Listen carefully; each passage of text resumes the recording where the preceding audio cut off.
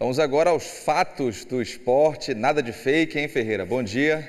Bom dia, Márcio, bom dia a todo mundo. A torcida do Remo preferia que fosse fake, né? O que é fato? Pois é, Ferreira, mais uma derrota. Vamos acompanhar primeiramente a classificação, Ferreira, da Série C, fechada aí a quarta rodada. Temos aí na liderança o São Bernardo, né, com 12 pontos, seguindo no G8 com Confiança, Botafogo da Paraíba, o Ipiranga, o Amazonas, o Figueirense, Brusque e Pouso Alegre. O Paysandu está na 11ª posição, estava na 10ª ontem, né, caiu um pouquinho, 6 pontos e infelizmente, Ferreira, o Remo segue na lanterna com nenhum ponto marcado, 4 derrotas nos 4 jogos que fez na competição. Pois é, já tivemos quase 20% da competição, em 4 rodadas. E, enfim, o Remo aparece aqui na última posição, é o único que ainda não pontuou no campeonato. E ontem, o primeiro ponto do Remo escapou nos acréscimos a 3 minutos do final, num jogo em que finalmente nós vimos o Remo dar trabalho ao goleiro adversário. Finalmente nós vimos jogadores do Remo suando a camisa, um time valente, como o Marcelo Cabo prometeu lá daquele jogo contra o Botafogo para o jogo contra o Amazonas, e nós não vimos. Finalmente o Remo foi um time vibrante, valente, aplicado, que começou perdendo por 1-0, empatou, teve oportunidades até para virar o placar e acabou no finalzinho tomando o gol que decretou a derrota, e é isso que a gente vai ver agora, né? Exatamente, vamos ver como é que foi então, mais uma derrota do Remo na Série C. No Rio Grande do Sul, a noite de segunda-feira prometia um jogo daqueles. O encontro de 2 times que ainda não tinham vencido na Série C. No gramado sintético do estádio Passo da Areia, o São José foi para cima do Remo e abriu o placar depois de cruzamento da esquerda. Zé Andrade sozinho marcou.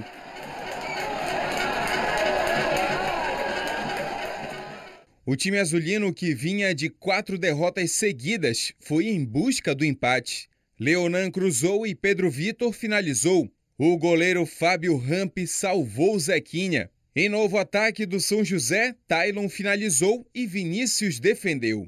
No segundo tempo, o São José queria ampliar a vantagem. Alessandro Vinícius cruzou e a bola passou por toda a área do Remo. Logo depois, o goleiro do Zequinha foi protagonista novamente, no chute do lateral Leonan. Em outro ataque azulino, cruzamento de Leonan e Muriqui ficou próximo da cabeçada. Mas após cobrança de lateral, desvio azulino e a zaga do São José vacilou. Muriqui agradeceu. Gol do Leão.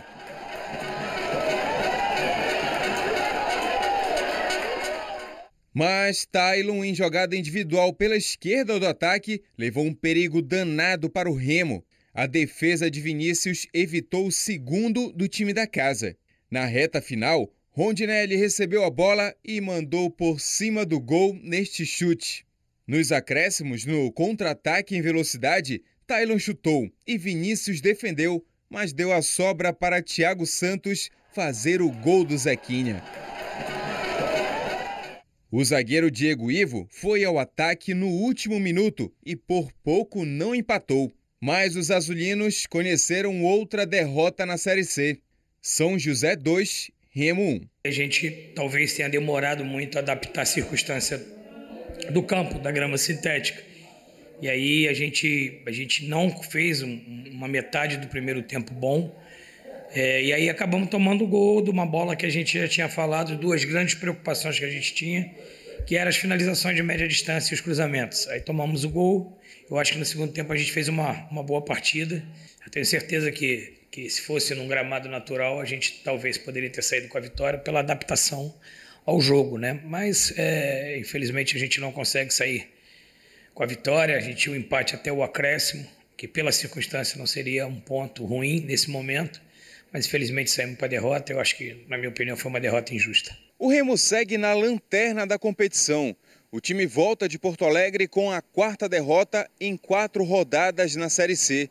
Nem o mais pessimista torcedor imaginaria um início tão ruim na competição. Somado a isso, ainda tem a derrota para o Águia, no primeiro jogo da final do Paraense.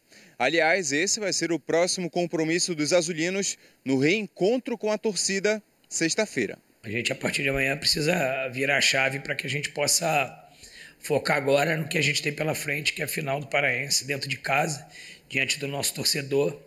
E a gente agora tem que trabalhar bastante para buscar esse título. Bom, horas depois dessa entrevista, da entrevista coletiva, o técnico Marcelo Cabo foi comunicado da demissão. Ele não é mais o técnico do Clube do Remo. Para sexta-feira contra o Águia, no Campeonato Estadual, a finalíssima do Parazão. E terça-feira contra o Confiança, na volta, no próximo jogo do Remo pela Série C, jogou em Belém contra o Confiança. O Remo já vai ter um novo comando. E esse novo comando, o Remo está definindo, eu posso dizer que muito provavelmente será Hélio dos Anjos. Por quê? Hélio dos Anjos está disponível e, segundo, o Remo chegou a abrir uma negociação ano passado com o Hélio dos Anjos e essa negociação fluiu muito bem até a Ponte Preta resolver renovar o contrato do Hélio dos Anjos, que estava na Série B, então ele continuou por lá, mas deixou para o Remo a sinalização de que numa outra oportunidade ele gostaria e agora ele está disponível. Então, juntando as pontas aí, é muito provável que Hélio dos Anjos seja o novo técnico do Clube do Remo. Estou aqui com uma dedução, juntando informações, ligando informações. Não é nada que tenha vindo de qualquer dirigente do Clube do Remo.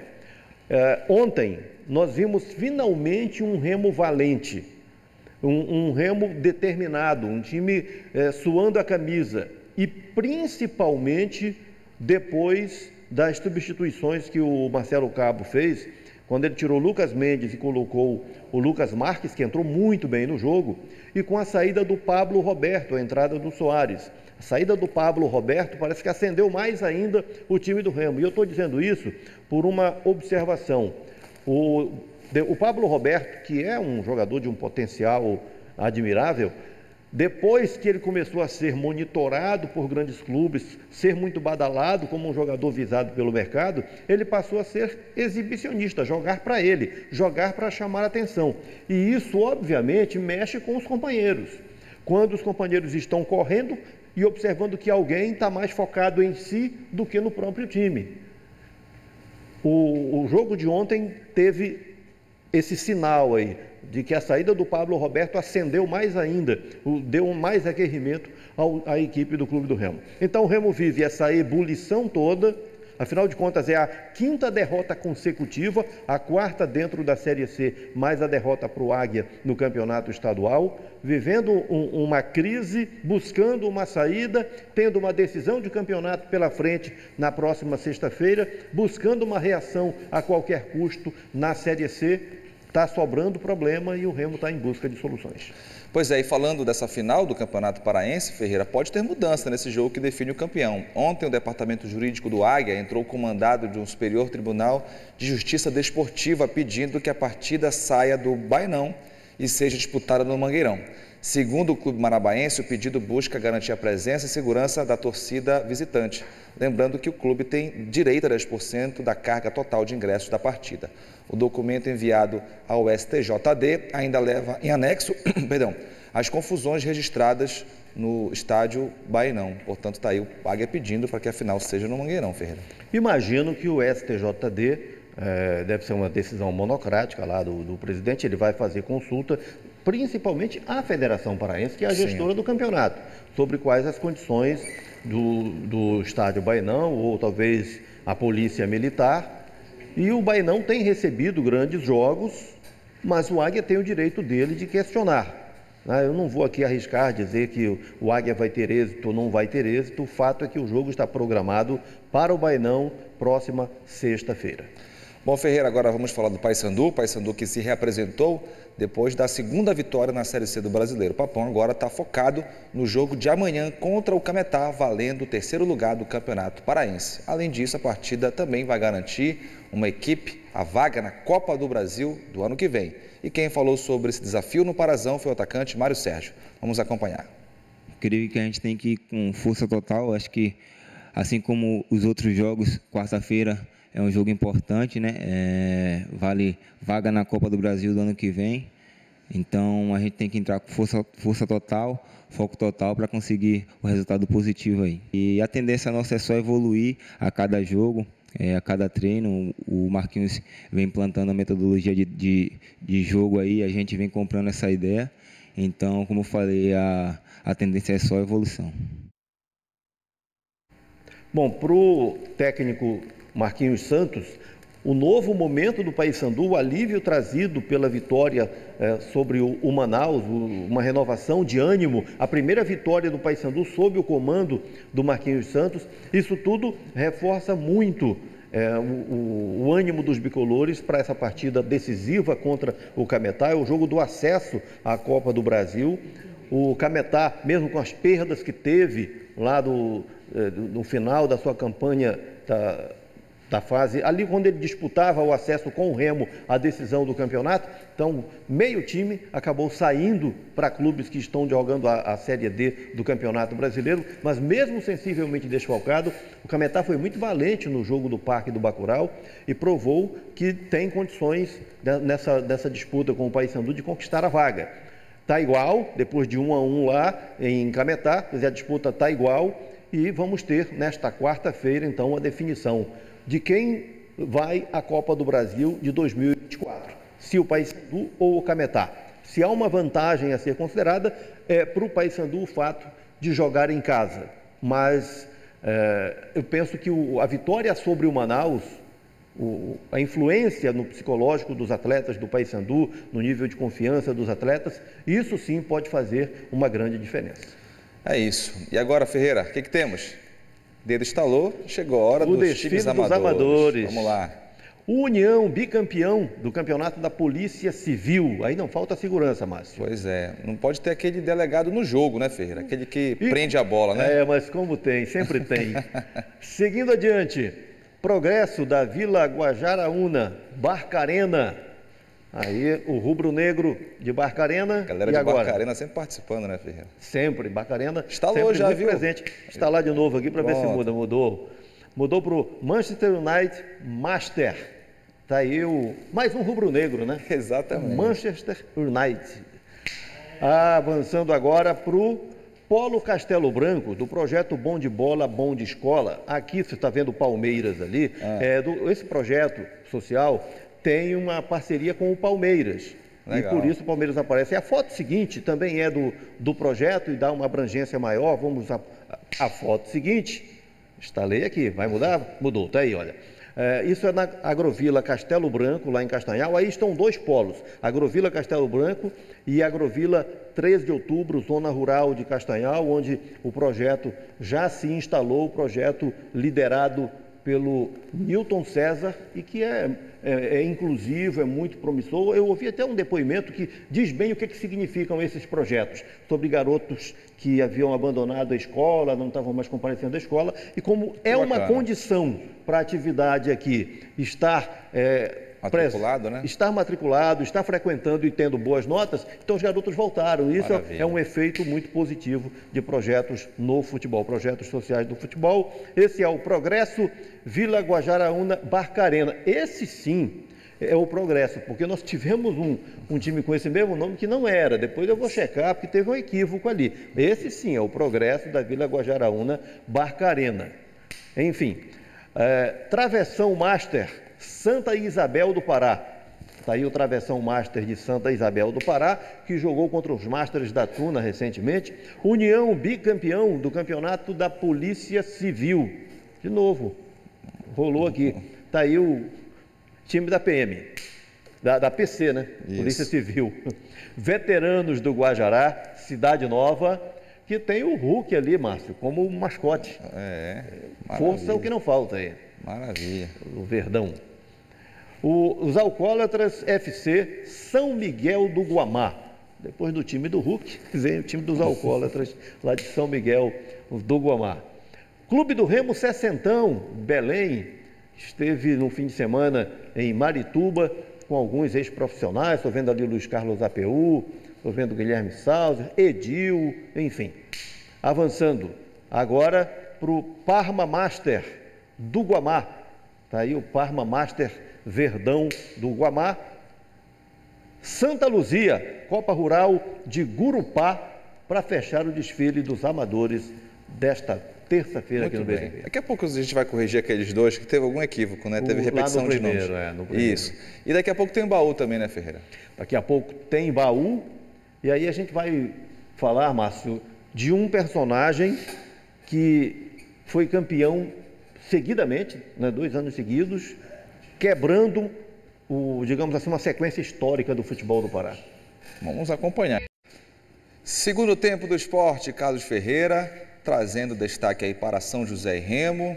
Felizmente o Remo perdeu mais uma e agora está sem um técnico, né? Pois é, último jogo da era, Marcelo Cabo no Clube do Remo. Já vamos para a tela com lances do jogo de ontem. A 4ª derrota consecutiva do Remo na Série C, a 5ª considerando o jogo contra o Águia do Campeonato Estadual, 2-1, o gol do São José, o gol da vitória do São José marcado no finalzinho, Muriqui fez para o Remo. E foi um jogo em que finalmente o time do Remo foi valente, mostrou compromisso com a causa do clube.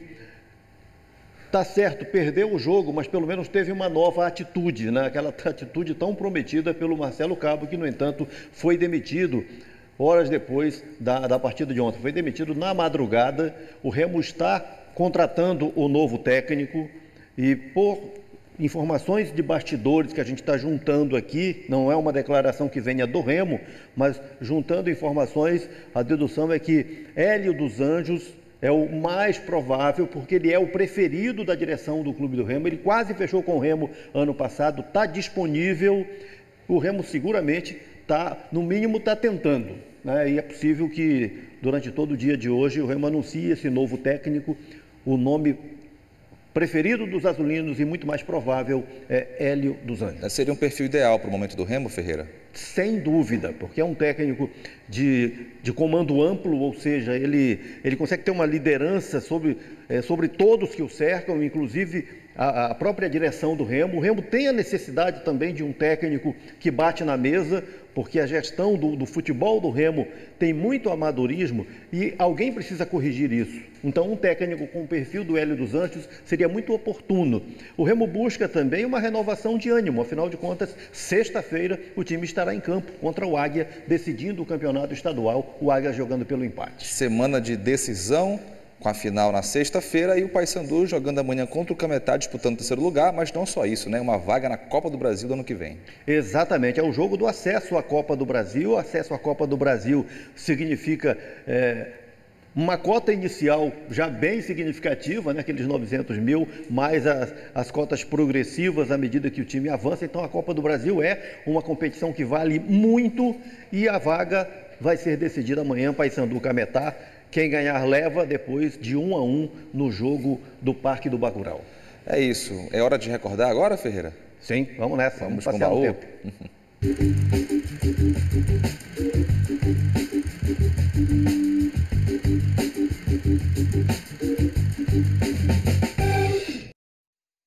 Bom, nós vamos ter uma decisão de campeonato estadual entre o Águia, que é de Marabá, o Remo de Belém. Então, a presença do futebol do interior nas decisões estaduais tem sido frequente. Essa vai ser a 10ª decisão com o time interiorano, decisão do campeonato estadual com o time interiorano, Márcio.